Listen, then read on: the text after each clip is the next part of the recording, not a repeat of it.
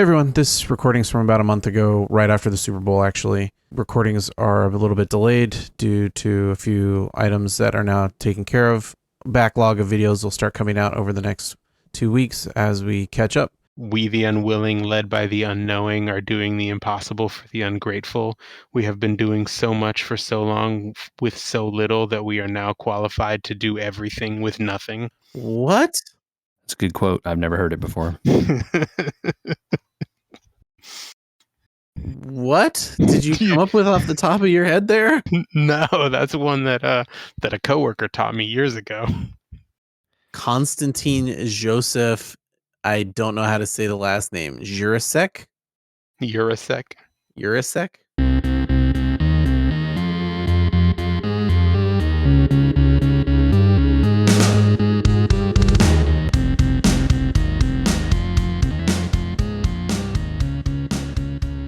But don't worry, you can just hire Matthew Broderick to be in your AI ad and tell you about how they're going to lay you off, because you could just go take a vacation while AI does your job, and I'm sure your boss will be happy to give you your job back afterwards. Don't worry, it'll be fine. After you've proven that you don't need to be there. Oh yeah, we're all on vacation all the time, totally getting paid because AI is doing our job. Yeah. That's exactly how that will work. Don't worry, everybody. Or like, do you really want to use your cool Ring surveillance camera to set up a surveillance state to find people's lost dogs, who, by the way, all have chips in them? Like, you really want to, that's what this is going to do, man. We'll find dogs with it. We certainly won't send it to the cops, which we're already doing, and then send it to the FBI and anyone else looking for you. It'll be fine. Don't worry. It's just for dogs. Dog whistle, I think is what you meant. Dog whistle. Oh, dog whistle. Sorry. Mm-hmm. I don't know if I sent you the I don't remember who it was, but it was definitely like a professional in Hollywood, the ad space, and it's like, hey, you want to know why ads suck now? And it's because it's people begging you to use services you don't need. Maybe you did send me this. I feel like I've read an article about this. Yeah. It's literally like the Super Bowl ads, if you broke them down, was like, here's a bunch of different AIs, here's a bunch of different gamblings, and here's a bunch of drugs. Yeah, we lost like the middle of that. I think you started to say, here's a bunch of drug Now ads. I'm on delay again. I love this so much.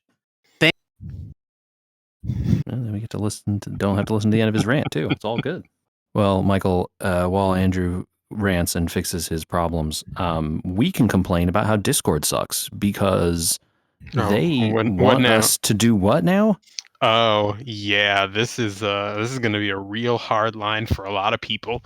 So we have to, Steve Buscemi style, verify that we are not a teen. And apparently it wants us to scan in our faces. Apparently also, as an option in some territories, also just a government ID. Oh, is that all? Is that all they need from us? So, nothing sensitive or, personal that they would use to do bad things with. No, of course not. And I'm sure, they'll keep your information safe. They've learned all they needed to know from the last data breach, surely. Yeah, I was just gonna say that was Discord that had the huge data breach recently.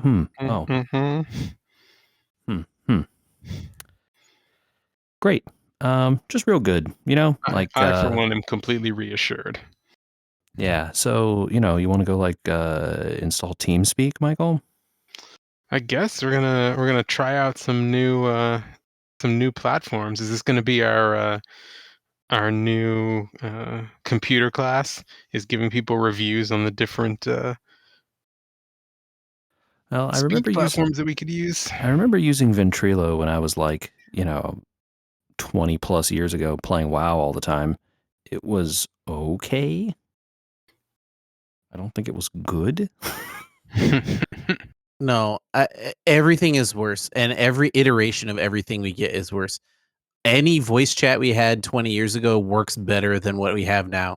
And the only thing Discord is now concerned with is how much the 3 people in charge of it can get for their IPO before it just becomes a pile of refuse. Yeah, You're right. I mean, Skype was better than this. Everything is better all the way back. And now Windows is trash and everything else we use is just trash. I mean, all the things they tried to sell you at the Super Bowl are trash. LED light bulbs, I've had 3 fail in the last week. LEDs, they're supposed to last you 15 years. They're great. They're great for the environment, except we build them out of bubble gum and shoestrings and maybe an electrical component, and now they just fall apart randomly. Everything is trash. A time to be alive. I think the worst ad that I saw in the Super Bowl this year was that Jurassic Park one. You guys know the one I'm talking about? Yeah, where they AI yeah, de-aged AI, everybody. the whole thing. So They de-aged everybody with AI, yeah. Which they did in a bunch of ads this year, all of which looked Sure. like crap, right? Like none of them looked good or fun. But then the Jurassic Park one was like, actually, because we de-aged everybody with AI, let's open this park. It's cool. Everything is good. Like, let's just ignore the premise of the movie, like all the themes of man's hubris and you can't control nature and all this. No, actually, Jurassic Park is a good idea because we have AI. Yeah. No, we don't. It's because you have good internet. If everything would have been solved if you just had Xfinity. This one monopoly over your communications would have solved everything. But you need good internet for AI, I'm sure.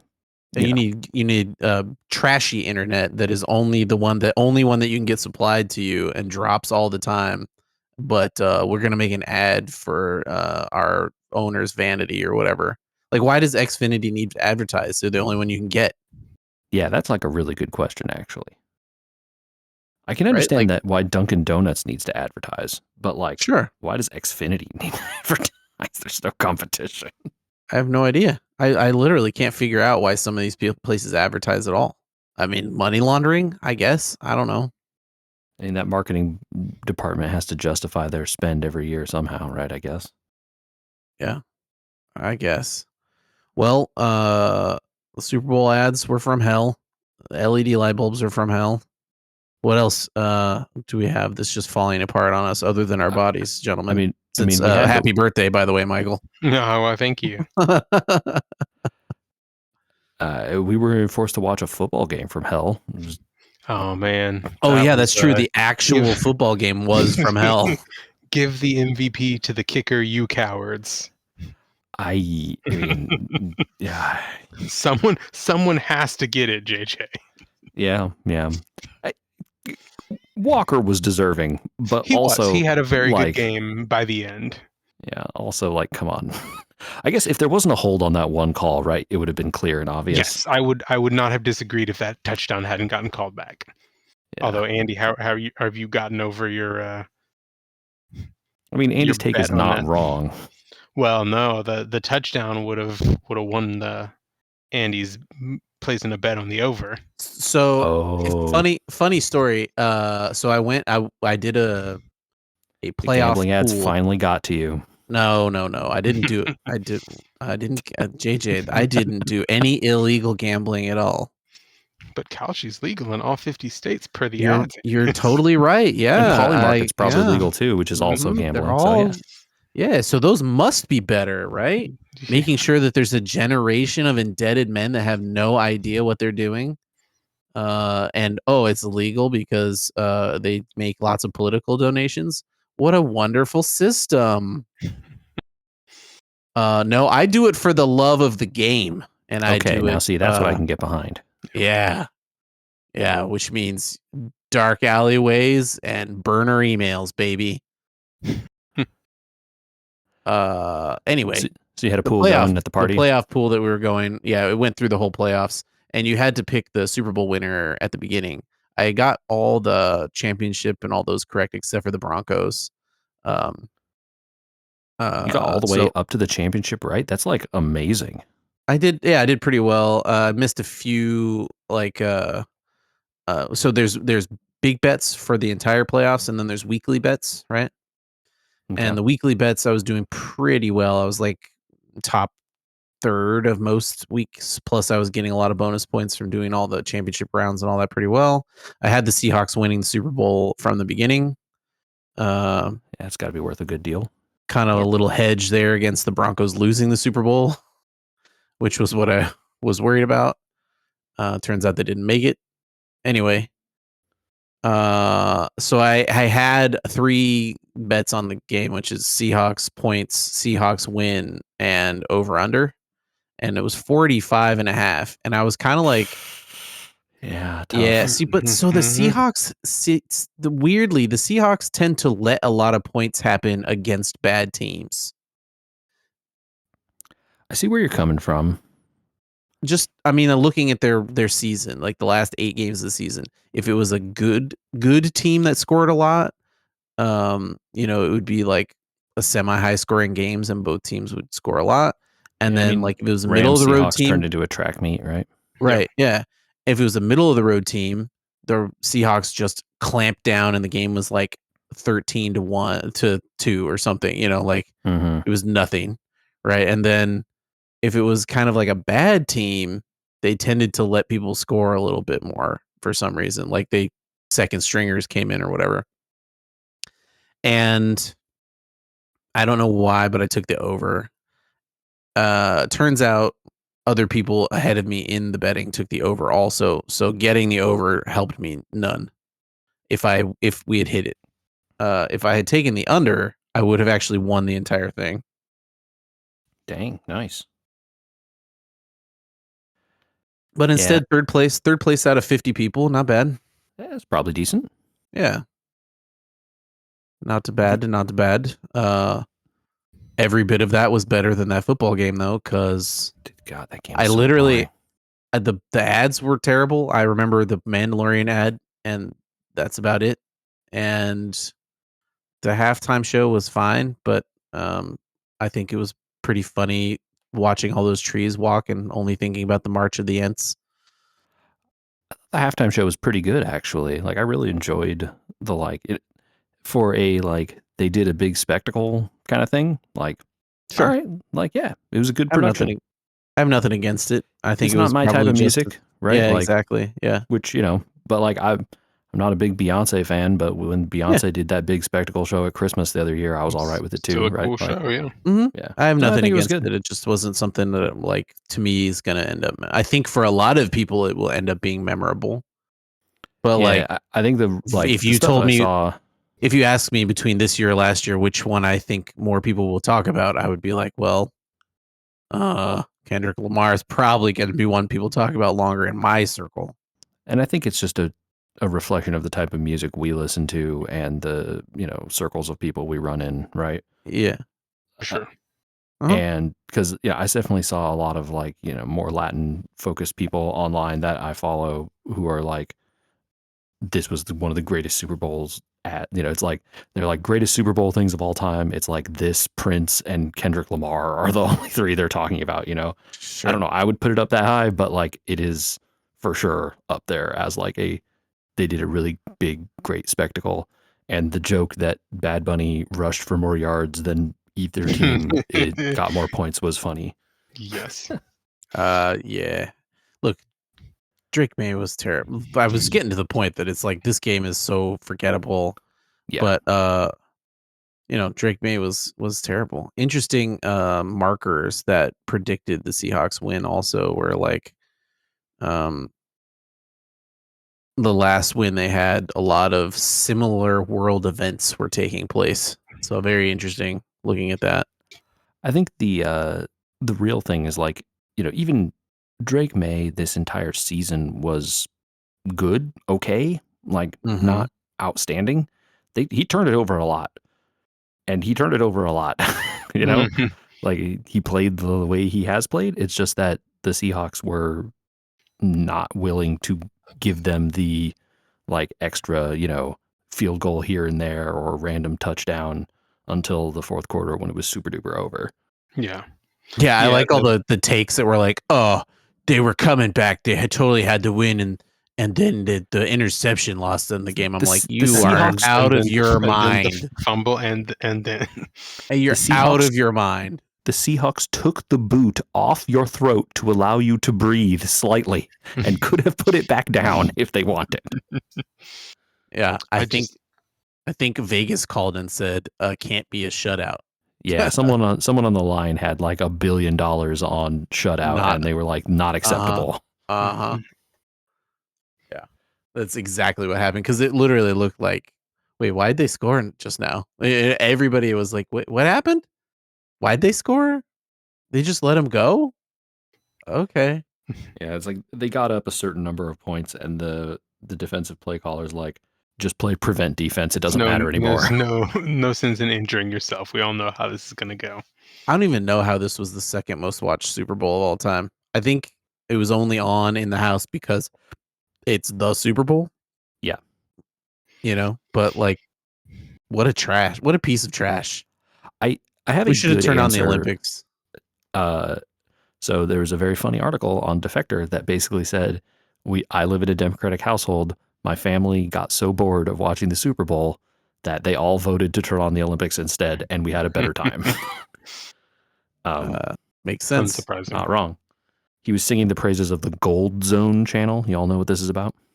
Is it just the gold medal runs or something like that? So it's like the Red Zone channel? Yeah, it's like Red Zone channel, where they like 4-box different sports with people talking about all gold medal runs and plays and things, and explaining the sports and like going through like, here's why this run is so amazing kind of stuff. I like it. It's only on a few hours a day. Yeah, because there's only so many gold medals they're giving out. Yeah, that's cool. And he was like, this is so cool. Do I have to tolerate some terrible host, or is it just sort of like a calm? I mean, it seems like it's just, like a bunch of the gold medal runs and the commentators, and they're just being played over. Oh, no. Please tell me this guy's not related. Which guy? Please. No one knows what you're talking about until you explain. Okay, I'm looking at the Gold Zone channel, and it's talking about who's hosting it, because I was curious who's hosting it. And one of the 3 hosts mentioned here is Jack Collinsworth. Please tell me we're not perpetuating. Certainly. Please don't be perpetuating another generations of Collinsworths. I mean, they already did it with Ian Eagle and Noah Eagle, so, it's not. Nepotism is alive and real. Exactly, yeah. It's going to happen. What has he ever done in sports that, like... Oh, please. Yep, it's Chris Collinsworth's son. Mm-hmm. Jeez Louise. We, over here, were so distracted by the terrible quality of Chris Collinsworth's veneers on his teeth that my wife was seconds away from texting her dentist to be like, are you watching this? What the hell is wrong with him? They're old veneers, and they're probably like barely holding on. And like, I don't think they were fully straight, and like, they're so clearly fake that they're like, yeah, it's baffling looking for a man as rich as him to not fix it. Just unbelievable.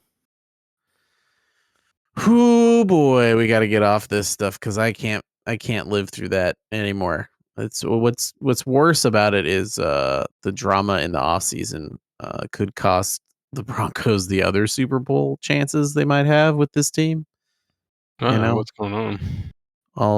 Apparently Bo Nix and Sean Payton are beefing, so that's great. That's exactly what you want. They're beefing, yeah.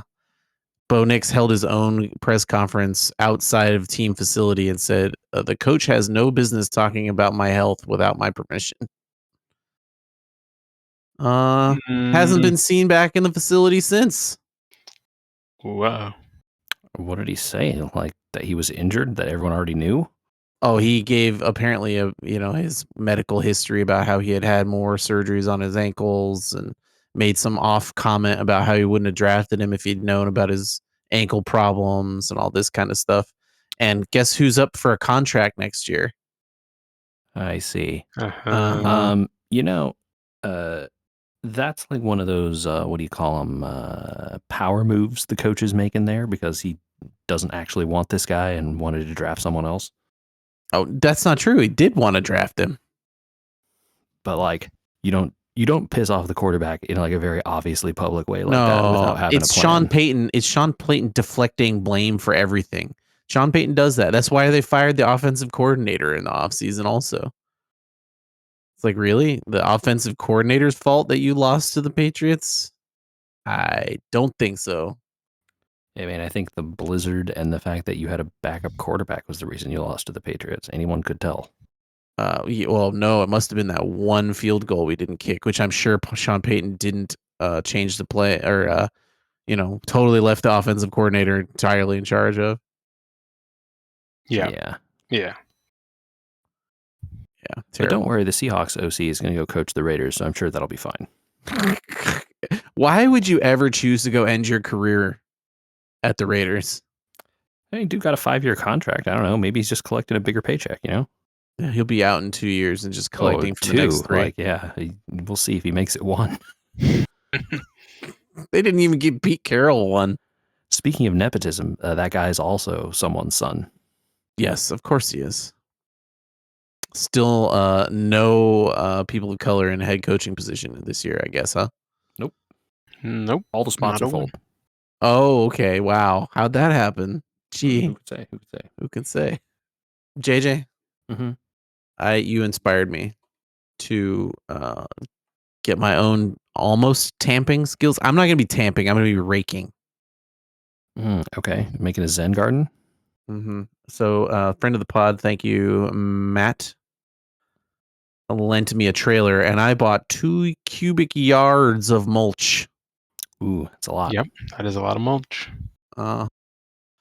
To revitalize our front yard and begin mulching in some of the new planters in the backyard as well. It's a lot of yard. It's a lot of yard. We have one of those, modern, not desertscape, but native plant, low water landscapes in the front. Yeah, that's what we did years ago. Let me tell you, years ago when I did that, I think we got 1 cubic yard for my front. And I did this with a roommate at the time who was stronger than me, number 1. And number 2, both of us were young and in shape. How did that go for you? You're probably in better shape than me, but like... Yeah, I'm going to say you're weak and I'm fine. That's, okay. And you did all 2 yards by yourself, huh? Oh, no, I've only done about a quarter yard. I'm taking my time. There we go. What? I mean, pace yourself, young man. Yeah, you're the young man on this podcast. Everyone else over here is over 40. True. So. 4 decades amongst the 2 of you. Yes, well, 8 decades between the 2 of you. Yeah. So, I mean, you're doing the right thing. I don't know. I'm not mad. It's just saying, like, fresh mulch looks good though. I was starting to think of our yard look a little shabby, and then we threw down that layer, and I was like, oh man, this looks nice. Yeah. The problem now is maintaining that mulch. Not going to be fun, but you got like good 6 months before it starts being a problem. Yeah, we got 4 years out of the last round. So not bad. All right. Well, it was a long, short weekend with the football game and everything else. We did have a nice party. So I didn't get a ton of time to play games. I got in some new Lorwyn Eclipsed standard, which seems to be the same standard that has existed since the VV ban there, JJ. Extremely wrong, according to the most recent Pro Tour results. Oh, okay. On Arena, I haven't seen much change. Tell me about the Pro Tour. What's going on? I didn't watch a ton of it, but I do like to look at the decks that are performing and what's being popular and whatnot these days. Auroboroid? No, Badger Mole Cub. A Badger Mole Cub into Auroboroid. Yes, yeah. That's every person at the Pro Tour prepared for that deck, and that deck still did, okay. I think it had just under 50% win rate, but because the other 45 to 50% of the field was gunning for it, right? Right, sure. But a couple of very interesting new decks that people were not expecting came out that were pretty good. There was another Is It deck. I know you're going to love to hear this. Gran. No, I don't think it ran that. It was Spelementals, basically like casting a bunch of cheap Is It spells to power up these very these big cards that you can play for less when there's a bunch of instants and sorceries in your graveyard. Mm-hmm. And then whipping out 2 to 3 of those guys, and they're too big for you to deal with because they also have like ward and stuff that you can't just bounce them again. Okay. That deck had like a 70% win rate against the field, which is like huge in the Pro Tour, right? I mean, that's crazy. That's too high. Gran's the Is It deck that I've been running into a decent amount. It was very popular on ladder last season, and I think now, like with the addition of the Lorwyn stuff, that's starting to kind of fall out of favor. Also because the evoke elementals from Lorwyn are pretty good, it seems. Yeah, the Sunderflock is the big elemental, I think. Yeah, that's the big one that everyone is ramping into. But the other ones that you can evoke by paying 2 of various colors and then getting effects seem to be doing pretty well. Because now that mana is good again, every deck is 3 colors. Or 2 at least, for sure. 2 at least, yeah. Mono red's always going to be around, but no other mono colors are around except for maybe green for Badger Mole. The mono red decks didn't really make much showing at the Pro Tour. The green decks were all green-blue. Yeah, Simic, Ouroboros, Badger Mole. Yeah, and most of the decks, like I said, were gunning for that one. So then they all had a lot of. There was like a Teamer control deck. There was an Azorius kind of like wind avatar bouncy thingy deck. It was sort of aggressive. That was pretty good. I think that was the highest performing blue-white deck. But yeah, it was all stuff that was not there the previous Pro Tour. No decks were running, like there were mono red was there in such a low amount that it like didn't show up. The Badger Mole Cub decks were present, but like weren't, particularly good against the field. They were just, they were there. There were a lot of them, but they weren't better than anything else. And then there were like 3 or 4 other decks, all with similar win rates, better than Badger Mole, that weren't like so heavily teched against Badger Mole that they weren't like, it was just insane, right? Mm-hmm.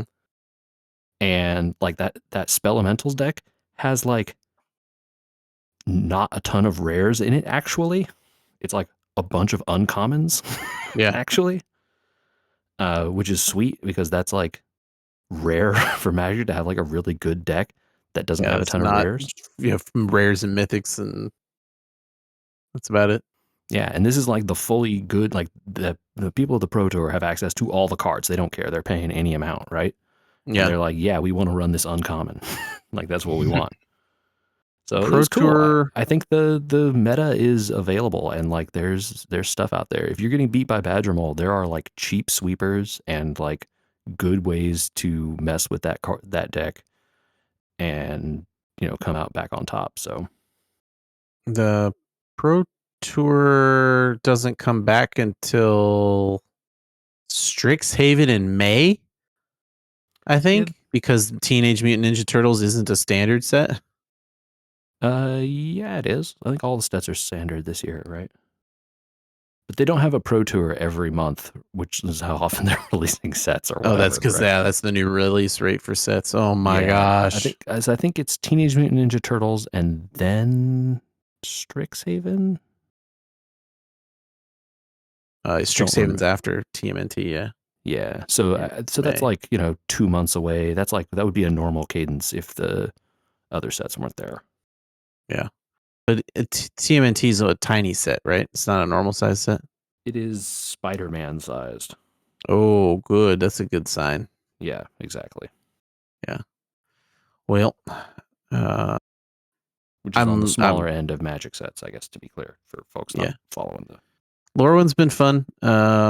I'm not as hot on Magic as I was before. Although during the Super Bowl, we did play a bunch of paper Magic, JJ. Ah, cool. And we ended up playing. I don't know, Michael. Were you still around I and was watching, and yeah, the game was boring, so I was very entertained by you guys playing Pai Gow with Magic Yes, cards. we did Oh, Pai cool. Gow You guys did Magic. Pai Gow. That's fun. Yes, which I think everyone had a very good time doing. It seemed very enjoyable, especially when there was a moment, JJ, when Andy and friend of the pod Andrew, both in picking decks and picking the hands that they had to play against each other, both managed to tap each other's junk discard hands at the same time. It was very funny. It's like two hands with no way to win. Race We're to both the like, bottom. oh, double lands. Does either of us have a creature? Yeah. How does Pai Gow resolve that? I don't know. If you just don't have anything, I guess you push it. I don't Yeah, even know how you would. No one wins. Yeah. Well, my discard had a way to deal damage, so I won the round. Got it. But yeah, the little things you get into where it's like, this card returns it to your hand or to your library. So what happens? Well, I would draw it next turn, so it just goes back to my hand, basically. Yeah, exactly. It's like not infinite. Yeah. It's infinite, basically, right? Mm-hmm. Infinite mana. So you're just like, well, this, and then the order of operations becomes kind of important. Yeah, it was very funny. And people, if you draw a lot of creatures, you do very well, and if you don't, you don't. Which happened to the other people playing Pai Gow. one had like 3 creatures in every single round, and the other one had almost no creatures. It's just like lose, lose, lose. Welcome to Magic the Gathering. Well, I mean, especially Pai Gow, where you're just opening a pack, right? And yeah, very, very guys funny. Using?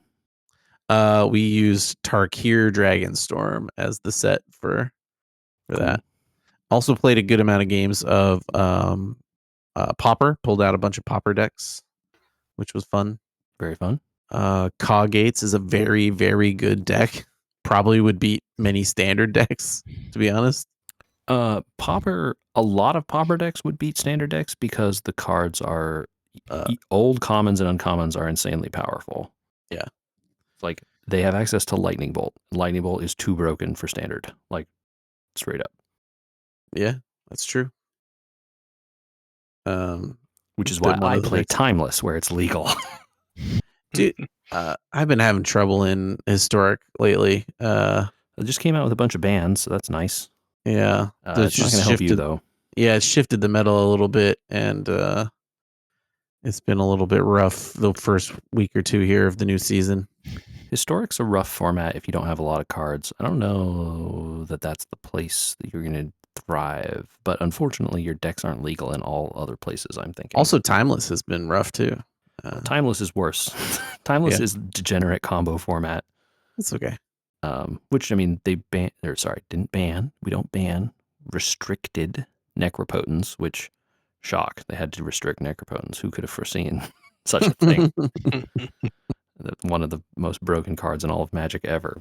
It was legal 4 of. But Strip Mine's cool. We're cool with that somehow. I don't understand. Yeah, every deck runs Strip Mine. Yeah. Yeah, every deck does run Strip Mine. Andy, let me tell you, it is really fun Strip Mine. I do have to say, Ice Still Explorer is bad in standard. Let me talk about Timeless, where you just recur Strip Mine over and over. Yeah. No, I think I've just been realizing, like, when we were playing Pai Gow there, and when we were playing Magic and stuff, it was like more. It wasn't more enjoyable than Super Bowl because it makes it sound like it wasn't a good day, and we were having a great time as a party. Like, people were having a great time at the party, and like doing stuff adjacent to it, like playing Magic or chatting or hanging out. We did a lot of cooking, a lot of fun different foods. We had like Vietnamese food, and we had like homemade nacho sauce and homemade pretzels. Those were I made homemade. Did you like them? Yeah. Oh yeah, I handmade some pretzels there, JJ. Oh, that's cool. The recipe for making those seems like it's complicated. So hats off. I cheated. I cheated. Son of a bee.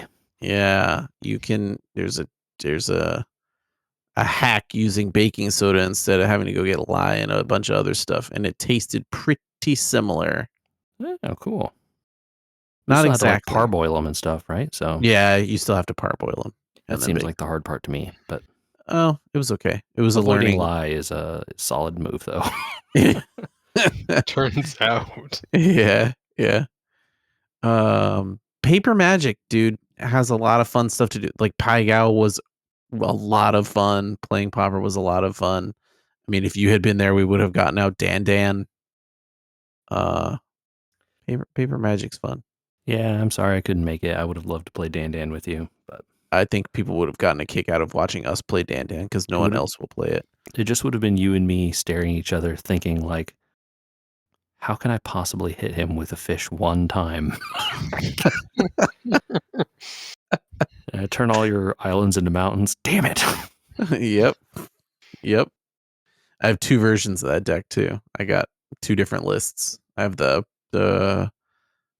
Magic Con list, the one that they do the tournament with, and I also have Ristic Studies' list.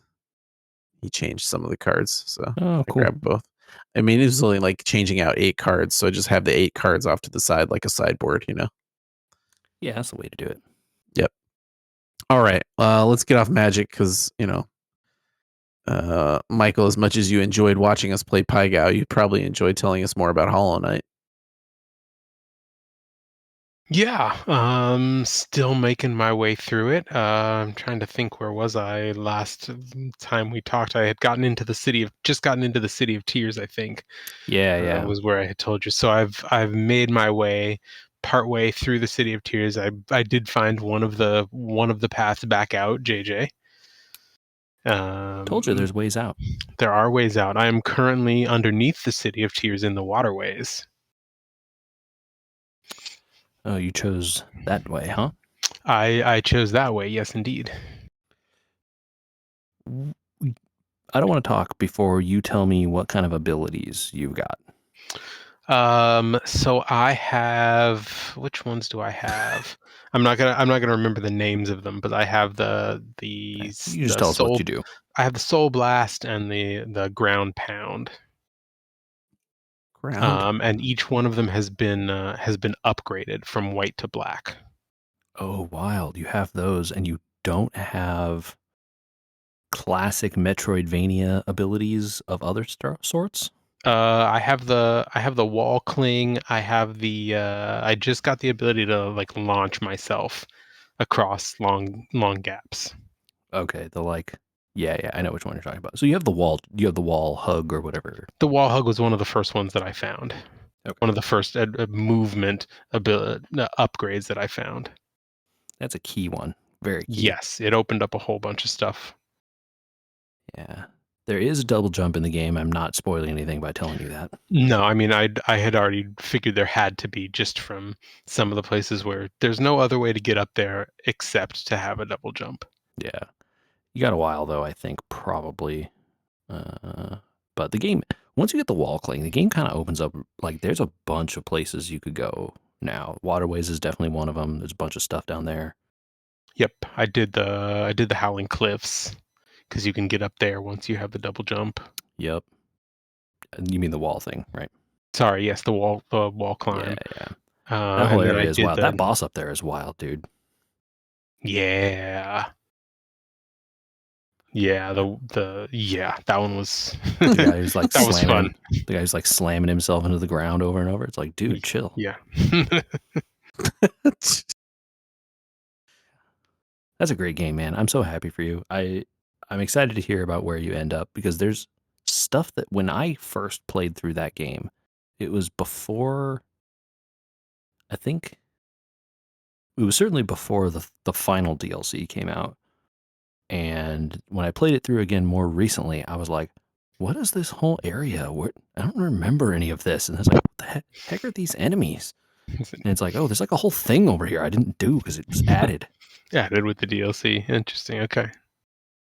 Yeah, and then there was like a bunch of quests and stuff that were added in the second DLC that I hadn't messed with, and yada. Did the DLC stuff integrate in a way that you could like never know it was DLC going forward, or is it like pretty obvious?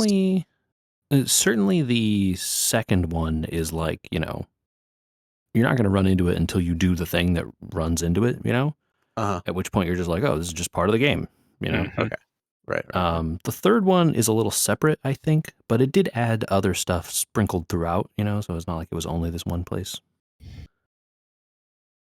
Michael, have you ever seen any of those like big blue things? Big blue things. Trying to think of what that would be. Maybe not.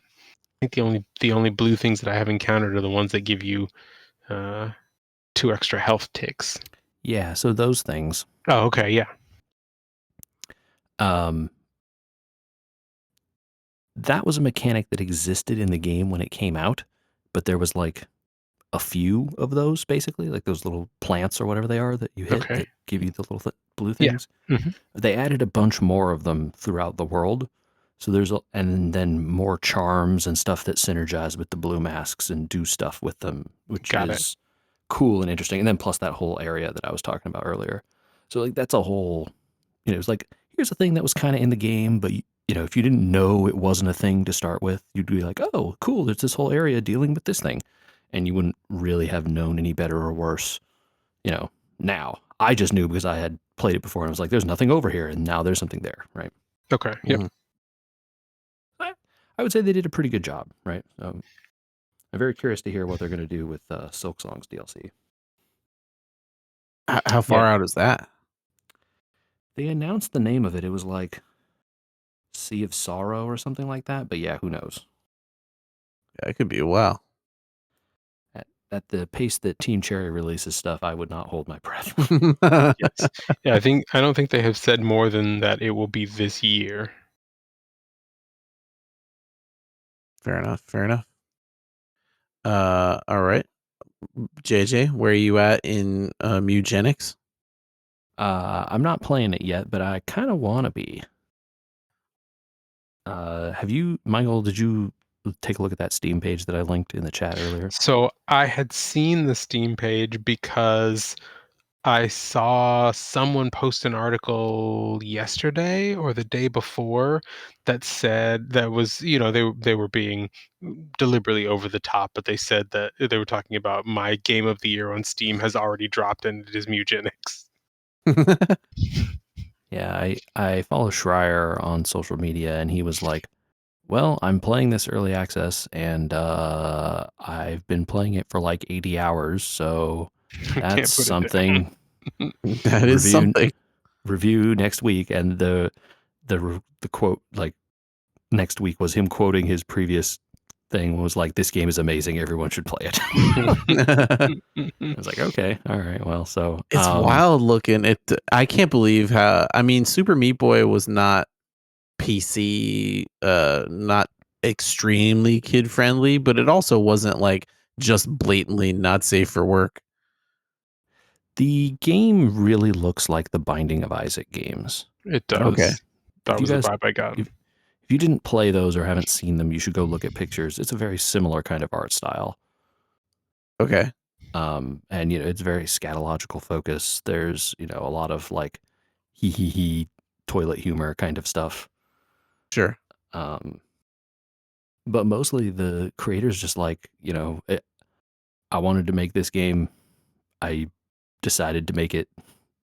I'm paying for it. No one can tell me what I can't do. No, yeah, that's Yeah. true. And then he did. And I guess it's him and one other guy basically doing the majority of the work. And they have, various contractors or whatever, but that's the majority of the team. Right.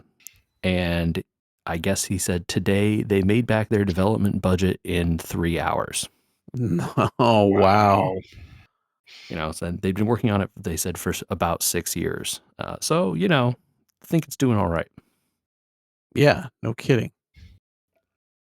But the game, for folks who haven't seen it, is like cat breeding plus tactical RPG. Yeah, it's not like when people say breeding, it's not like Pokemon breeding or whatever though. It's not Isn't like it? Isn't it though? I don't think so. It doesn't look like it. It looks like it's more like instantaneous mutation style stuff. Isn't that what's happening? Like you just get upgrades to the characters kind of like right away? There's all the cats have stats. Their stats mix when you breed them, but you don't have control over which ones breed with each other because, Because cats. cats, yeah. And then you can, decorate the house to encourage various things. So it's more like, to me, it looked more like Sims than Pokemon. There's definitely a Sims element in the like decorate your house and, give the cats to various people for upgrades and all this kind Right. of stuff. Yeah. But then the purpose then is you get the cats with the stats and abilities and whatever else that you want and take them out on these tactical RPG roguelike adventures. And like, yeah, it's like your cat can be like a fighter or a wizard or a rogue or whatever. And I guess he said there's like a ton of classes, most of which you have to unlock as you play, and they have like such ridiculous abilities. There's the one I saw on the internet today was there's a move called 1D chess. What? Which is I like the name. You use this ability and your cat will move towards the closest enemy. You will move farther the dumber your cat is. Wait, all right. Okay. And that's all based on the stats the cat has, right? Oh, if your intelligence is lower, they'll go farther, right? Yeah. So, me fighter, low intelligence, big strength, 1D chess, walk up to the boss and hit him, right? Like, yeah, sure, that's great. It's very funny, like sense of humor. That's the kind of stuff, there's like a million different status effects and a million different passive abilities, all of which can combo and go together and make the whole thing. Where your cat poops on somebody, but your poop is on fire, which then burns down all the grass, which lights the enemies on fire. Who, like everything cascades like that. I like that. So I'm very interested in trying it out. It seems like it's one of those games that you can play for like 1,000 hours or something. I heard a lot of the reviews mentioning Slay the Spire in it, which is a dangerous thing to say. Uh-oh. Yeah, we could be in trouble if that's a thing. We could be in trouble. Okay, well, what are you playing? I have been playing a bunch of Hades 2. I'm getting towards the end, it feels, based on the words that people are saying in between my runs. Okay. I didn't think you were going to make it, man. You seemed kind of down on Hades 2 last time. Yeah, but I was still playing it. down on the story maybe, but it sounded like the combat was keeping you in it. It's still a roguelike. That's still what it is. The story is like, I just don't care about the story, but I have a goal and it's fun doing the thing to get to the goal. So, it's easier to do a run of Hades than it is to boot up trails and like run through a dungeon, Fair enough. Yep. That's the unfortunate truth of the situation. Which is, I think where we are as we were gamers, right? It's like sometimes the inertia needed to start a new situation is we don't have enough, It's also like I've been trying to keep up with those shelved by genre movie bonus episodes, and I have to finish watching the Hobbit trilogy, and I'm just not really speaking excited of dragging about your feet on things. Not making it, huh? I finished watching The Hobbit, and they did their bonus episode on that, and I was like, man, this movie's not good. And then I have to watch the second one, and it's like, oh, God. I mean, you don't have to do it. Shelved by genre is not in charge of your life. It's true, but I want to see it. I've seen the second one before. I've never seen the third one. I want to get through it. So I think we had that realization that none of us had seen the third one. I think I've seen it. Oh, you have seen it. Okay. Pretty sure. Yeah. Okay. I definitely have not. I definitely have not either. Blew my mind when I realized it. Yeah, I'm remembering stuff from watching the second one. I'm like, right, I didn't go see it because I disliked this movie a lot. Mm-hmm. Yeah, we'll the second one was so bad. So in some ways, it's like, what if I just played Hades instead? Uh-huh. No, when you put it that way. So, but speaking of bite size, Andy, are you? Has your brain been broken open and reshuffled by Baba yet? So I'm starting to hit some situations. I've unlocked 4 of the lands or whatever you Okay. want to call them. Mhm. I don't know, the zones. They don't tell you what to call them either, so don't feel bad. Yeah. Call them I whatever think you I want. went with Worlds because that's Worlds. Super Mario It's like terminology. Super Mario. Yeah, it is a Super Mario style overworld. But I'm starting to hit a problem where I'm like just barely unlocking them. Like the first 2 worlds, except for one of the bonus ones, and I have not looked up any cheats or hints or whatever, like Sure. any way to get through these things yet, or like to start to expand my understanding of the game outside of the game, beyond talking to you guys. But like I'm starting to get to the point where I'm just unlocking just enough to finish, but I'm not doing the entire thing because I'm getting stuck more and more and more. Papa is And learn. yeah, but like I'm missing a lot of the time what I'm supposed to be learning, right? It's starting to feel more like I don't get it. I don't get what you want me to do here. And I don't know if I don't know. It's starting to make me the game's starting to make me feel dumb in a way that is annoying. Welcome to puzzle games. Yeah, that's true. I'm not saying it's the game's fault. It is part of the reason I never finished the game. Is at certain points, I would sit for 30 minutes and look at a screen, try a bunch of things, not solve any puzzles, and then be like, "Well, that was a waste of 30 minutes." Time out of time. Yep. Yeah. The puzzles get very difficult at certain points, very hard, and especially the deeper you go, right? And it sometimes it's not even the steps required to Sure. like I can sometimes see what I'm supposed to do, but I don't know how to make A to B to C happen, Yeah, Right. it's how do you spin this Rubik's cube to get everything to line up? And that was the thing that eventually infuriated me about the game, because I could see where I wanted to get.